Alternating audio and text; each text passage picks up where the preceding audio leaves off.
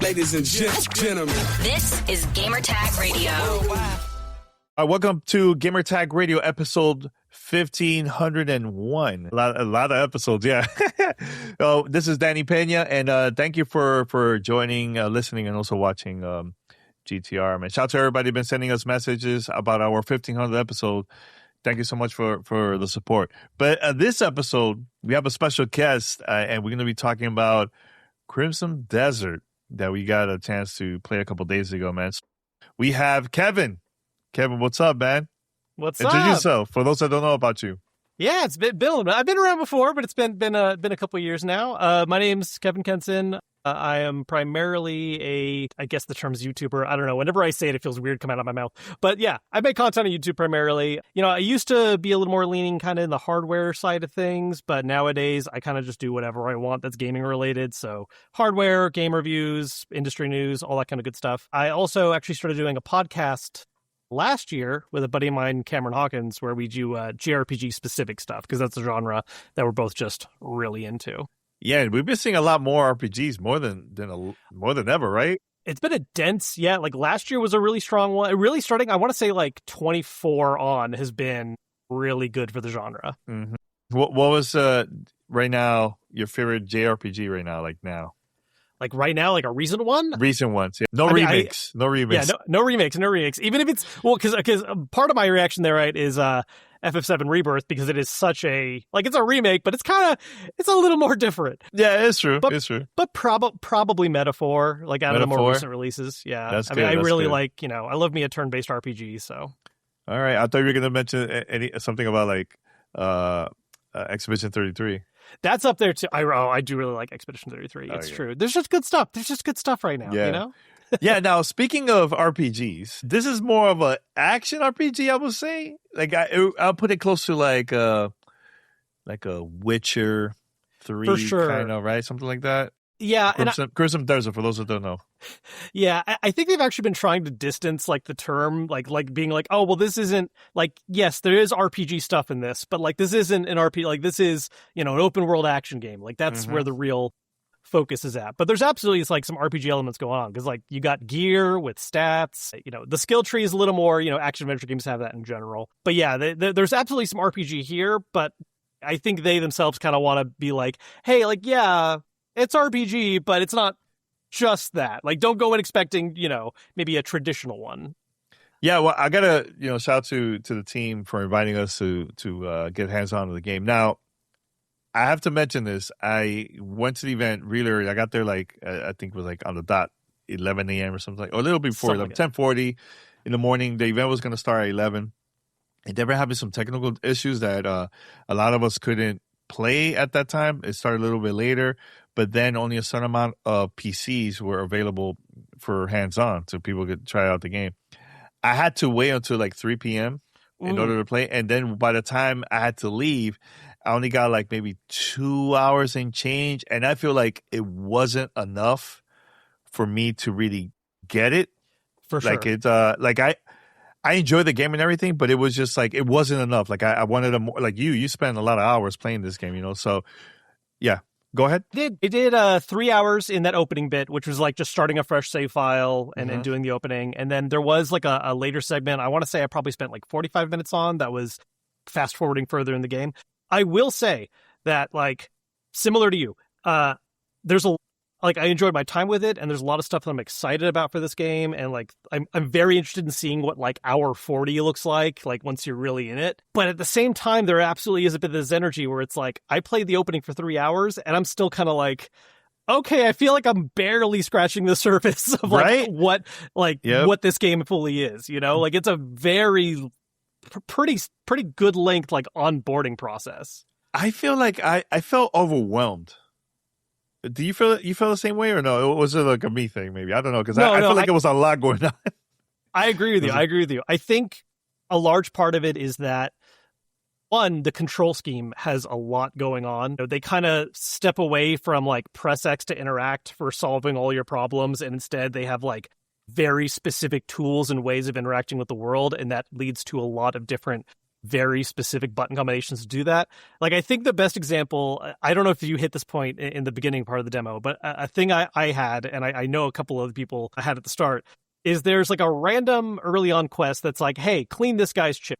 Just like do some good deeds around town. I did that one. There were a lot of people that like, it took a minute to figure out what you were supposed to do, because it's like, okay, I grabbed a broom, I equipped a broom, I'm at the chimney, I'm hitting L1 to focus on the chimney, I'm trying to hit the right button, interact, I'm kind of sweeping, but I'm not doing the exact thing it wants me to do, and it's like, oh, wait, you have to get on top of the chimney and be in the right position, and then now it works. And there was a lot of stuff like that where, like, it makes sense in retrospect, and sometimes I even had a couple moments where like, oh, wait, I'm the dumb one here, I should have just done this. But there's a lot of stuff where it's like, oh, the game wants you to really play it a specific way and engage with its systems in a specific way. It actually equivalent a lot of the opening of that game to, it's kind of teaching you a language almost. Like, it's teaching you to play it the way it wants you to play it. And there's absolutely a little bit of like, you know, just baby steps and learning at the start where you're just like, this doesn't work the way I think it should, but I'm kind of figuring it out now. But see, you have the patience for that.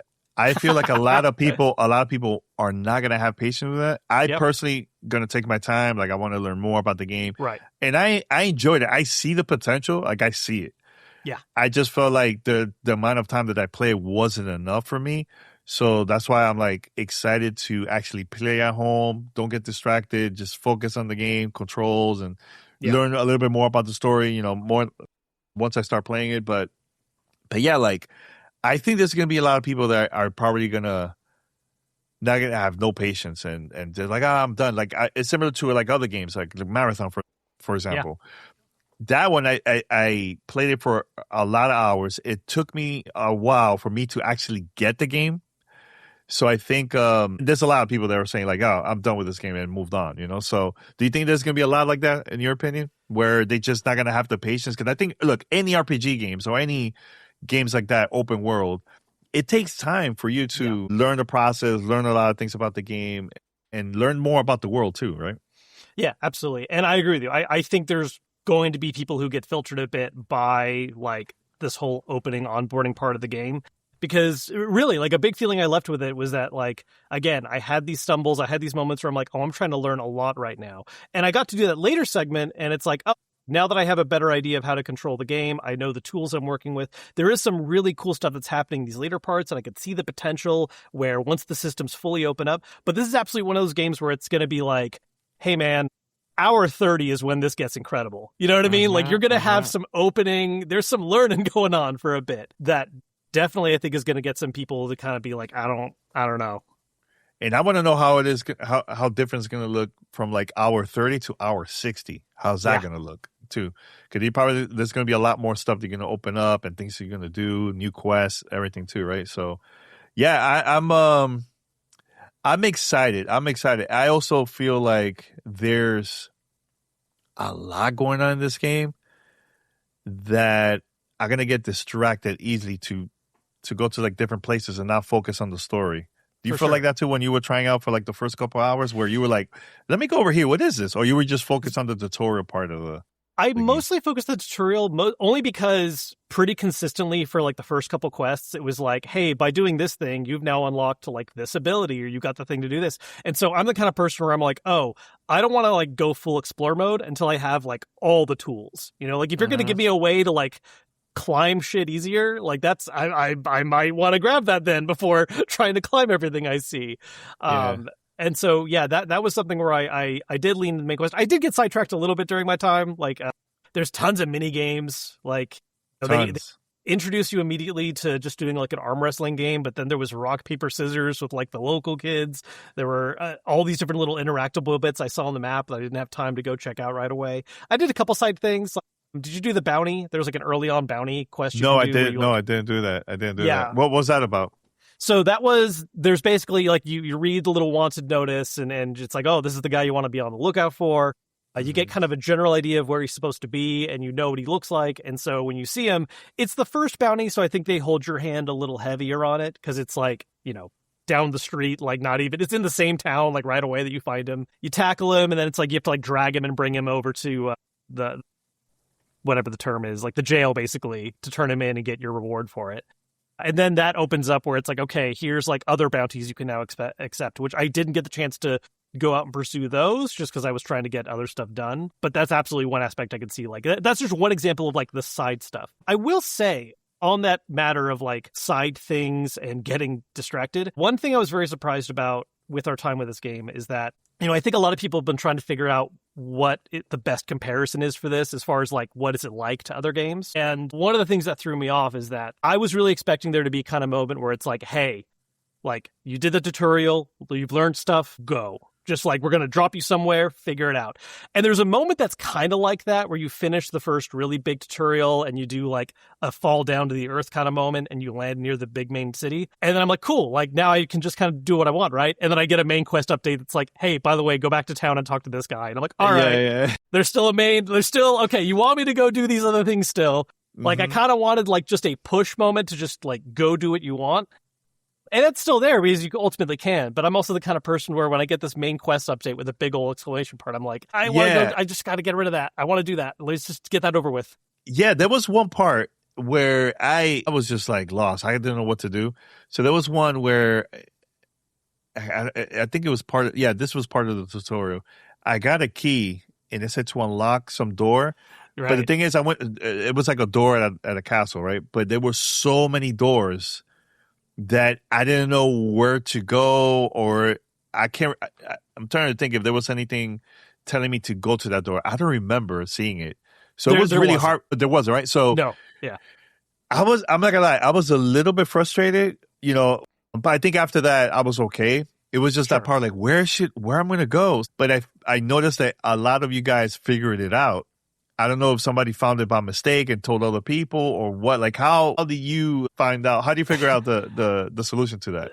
That part, I just trialed and errored like my way through it. I just kept ramming into doors because it wasn't like press X to interact with door or to unlock it or anything. Yeah. It was literally just you would try to open a door and you'd get a little animation of like, oh, shove against it, knock on it, can't open that one, it's locked. And you just did that until I got to a door that opened and it said use the key. So I was like, all right. Yeah, no, I just tested every single thing I could walk up to. And there's this goes back to the thing I'm saying though, right? Like the game is very heavy on this idea of like, there's a sense of freedom with how big the world is and how many different things you can do. And like, you know, your sense of like soaking in the environment. But at the same time, it's like every problem has a very specific, distinct solution that they want you to go with. You know, like there's a lot of these puzzle segments in these floating ruins, which are beautiful, by the way, like awesome looking vistas. And you're high up in the clouds and you need to figure out these puzzles. And it's less of like just, you know, use your toolkit and find an interesting way to solve this. It's like, no, you need to use your lantern to light up this, to then show a trail to this, that then allows you to interact by using this power you have. And like, that is the solution. There is no, you're not going to like find your own way to it. It's like, no, there is a toolkit you have and you are meant to find the right key to put into the right lock. Was this your first time playing the game? Because I played it.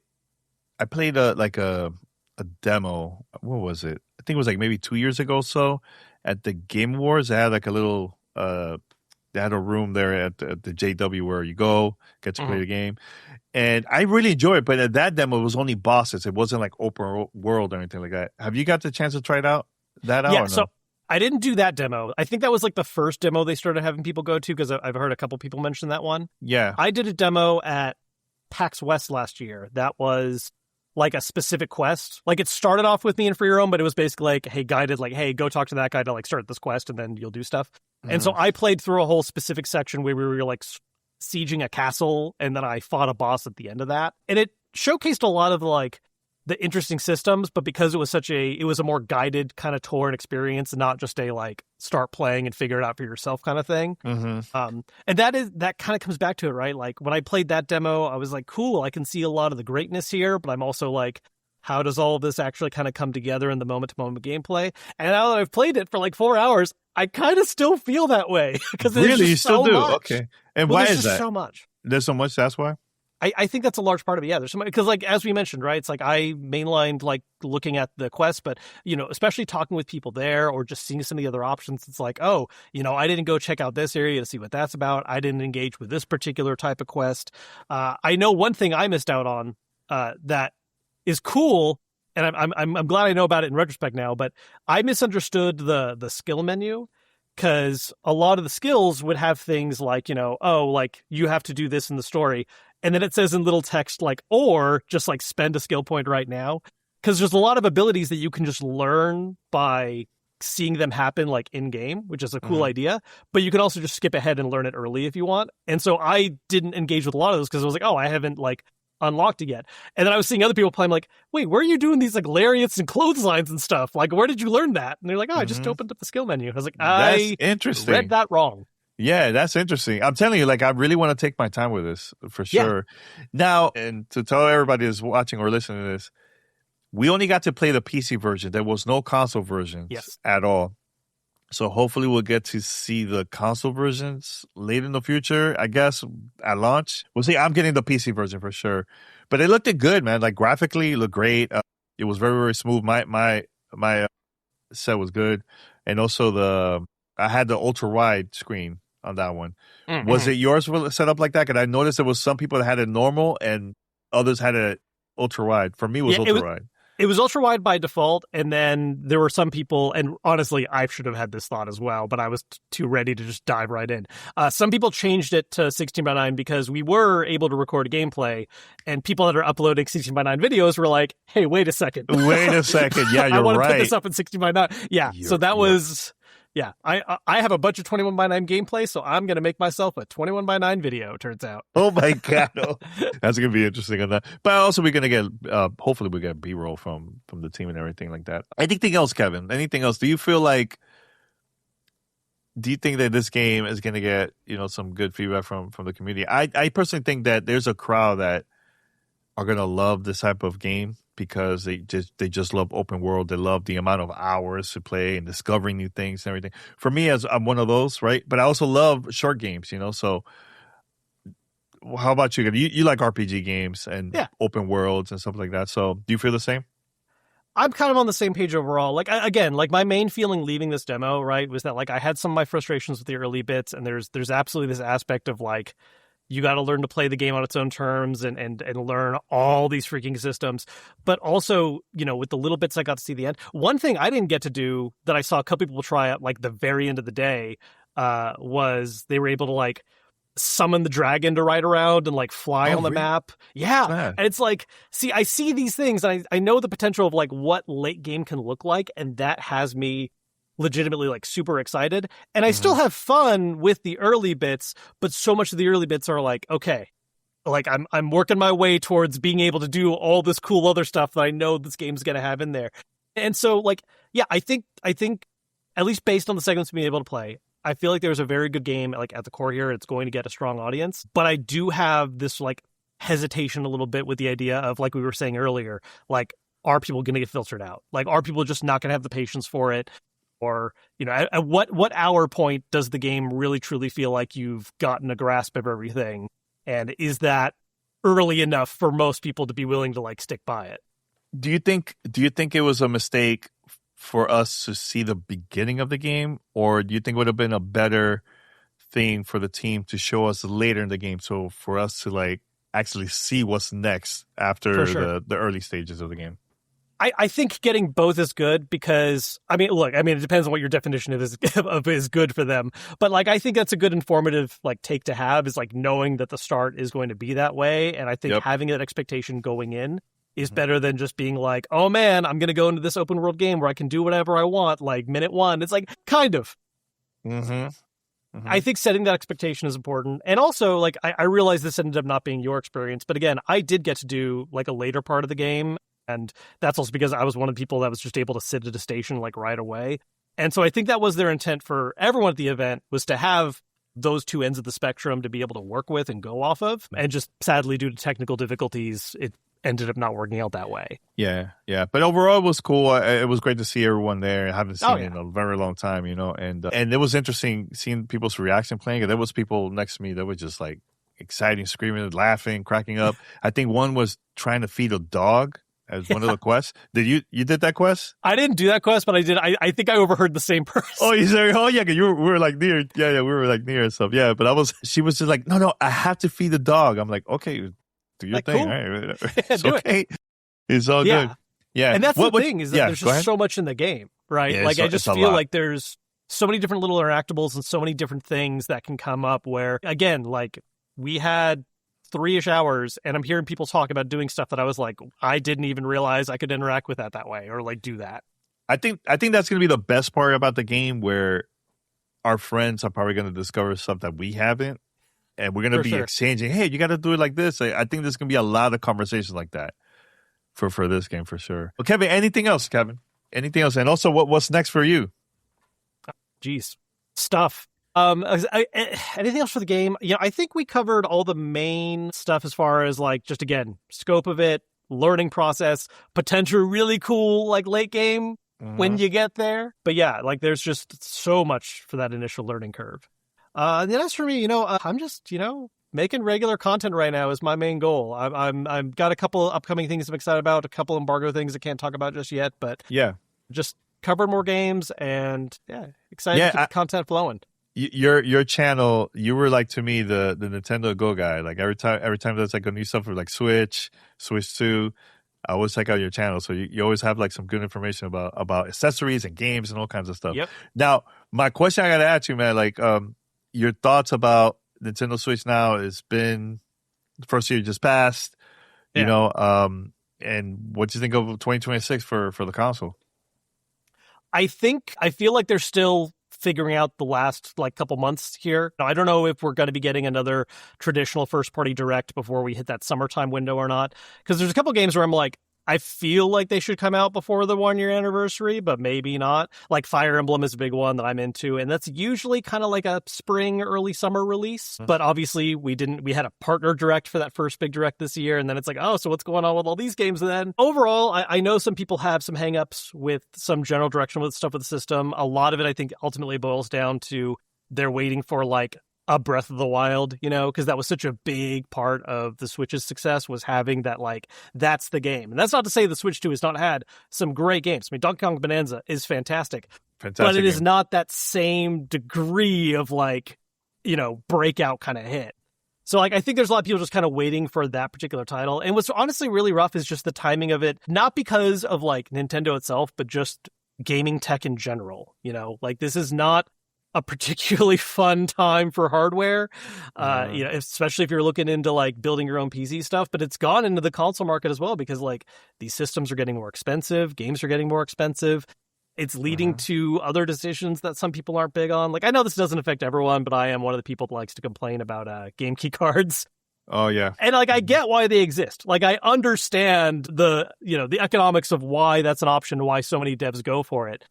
But I'm also, I'm a little bit of that dinosaur mentally where I'm like, no, but I want to have the thing. Like, I actually want to own this physically and have it. And that's something that's going to actually last, as opposed to like, when the eShop goes down, we'll see what you get to keep. Yeah. I mean, CD Projekt Red did the right thing with Cyberpunk. I think that to me has been like the best one so far. And that's the wild one, right? Is that like you have all these other games where you're like, oh, well, maybe they couldn't because of the size constraints or cost. And then it's like Cyberpunk with a game as large as that. CD Projekt Red is just like, yeah, we're going to do a real physical for that. Right. That's and they're crazy. eating the cost on it, but it's like, awesome. Like, thank you. Yeah. I'm really happy to see Capcom, Resident Evil 9, Resident Evil Requiem getting so much praise from all platforms, especially Nintendo Switch 2. People are very excited. They're like, whoa, this game is for the Switch 2 also? I'm like, yeah, it looks phenomenal. Like, I went to the New York event. Nintendo had a preview event over there. Mm-hmm. And that was the first game I went to play, was that. I was like, I have to see how this is going to look on this console. And I was so impressed. And also Pragmata 2 was another one too. And I was so impressed. I'm like, see, more companies should be doing this. Release these type of games at the same time, all at the same time, instead of having it like months later or like a year later. Because I feel like the excitement, people are going to move on and play something else, No, absolutely. And like, there's always this argument of like, oh, but they'll finally have it on this platform so they can get it. I mean, this has been a big talking point for like Sony and them like doing some, third-party games on PC way down the line. And it's just like, it's a problem for multiple reasons. And I think the biggest thing is like, kind of as you mentioned, that the hype factor a little bit. Like, once a game is already out and it's been out for so long, you might not feel the push as much. Maybe you don't have any friends that are also playing it. Even if it's a single player game, there's that sense of camaraderie of like, hey, we're playing this game. We want to talk about our experiences with it. And so when something comes out like 6 months down the line later, like having that same day is, I think, actually clutch. Like it's important. And so it's great that like Requiem had that experience, and they also decided to also catch up by putting 7 and 8 on there. And I think we are going to be seeing more devs try to do like day and date for a lot of this stuff. Like I know Square Enix doesn't really, like they've kind of talked about not wanting to do console exclusives anymore, or like dragging out those releases, and we've seen that reflected in some stuff. I'm sure we'll see, part 3 of FF7 Remake is probably going to come to as many platforms as it can right on launch day. I think that's overall that good, and it's awesome that Switch 2 is able to keep up. Like the benefit of the DLSS on it is so great for just giving like a great looking game on that kind of portable hardware. I wish the battery life were better, but that's just kind of what it has to be. Yeah. Now, my last question to you, Xbox. I would love to see Xbox release games on the Switch too. I feel, I know the Bethesda have like their own stuff in there, but when are we going to see an actual Xbox game on the Switch too? Because I know we've been hearing more demanding. Yeah, we've been hearing for a while rumors that it's going to happen. Do you think it's going to be Call of Duty? Do you think something else? Yeah, I mean, I think Call of Duty is always the interesting one because that's such the big name, and it's, it has that like that was the game as far as yearly like sales and tentpole releases go, right? I don't know if that's going to be the first one. I could see them catching up with some other titles first. I mean, as you mentioned really quickly, like Bethesda earlier, I absolutely see stuff like Indiana Jones, that kind of thing, finding ways to run on that platform, because they have already brought like some first-party Xbox stuff over, but it's always been the like less demanding stuff. Like Pentiment made its way to Switch, and it's like, of course it did, because it's like, I love that game, but it's not exactly a demanding one technically. And so now that Switch 2 is able to better support that kind of stuff, look, if any company is, maybe things are going to be different moving ahead right now due to other stuff in the news and the change in leadership and such, but at least going off of what the strategy has been the last like year or two, I fully expect to see like first-party Xbox stuff find its way to Switch as long as it's able to support it, which, if they can make them run on Xbox One S, they can make it run on Switch too. Sorry, Series S. Yeah. I think they should release Sea of Thieves. Yeah, that'd be a good fit. That would be a good fit, good crowd. People are going to love RPG games, and I see that's also an RPG game. So I think Switch really lends itself to, I think local multiplayer, or just like, even though Switch in general has not always had the best like online multiplayer experience and support, but the idea of like sitting together with people and doing like local games with your Switches is big. And so I see Sea of Thieves and stuff like that being a great fit, because that that and I forget the name right now. Kiln, the new Double Fine. I know exactly what you're talking about. It just came out recently. What was a couple months ago? It's just about to. I think it did like the early access, but it's. Wait, you talk about the pots? Yeah, the pots. Yeah, that's a good one. That would be a perfect fit. That would be a good one. Yeah, that's a good one. Yeah, and I think for like the mature audience, Gears, Halo, might as well just release them, man. You know? Well, there's supposedly going to be that. What are we getting? Or not supposedly? We know for sure now. The Halo one that's like just the campaign. Oh, the campaign involved. Yeah. That's a good one to start, because there's a lot of people that don't know the story. Well, it could be and if they wanted to do day and date, which I don't know their plans on that, if they're going to move away from day and date for like the first party stuff. But if there was one to do that with, that feels like a solid option, because it's Halo. Yep. All right, Kevin. One more time.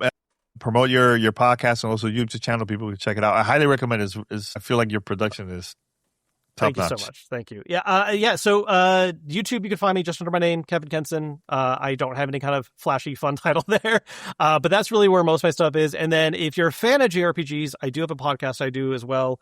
It's called Party Chat, a JRPG podcast. We have a dedicated YouTube channel for that, as well as just being on all major podcast services. So whether you like having the video on, or you just want audio for while you're stuck in your car, you can find us.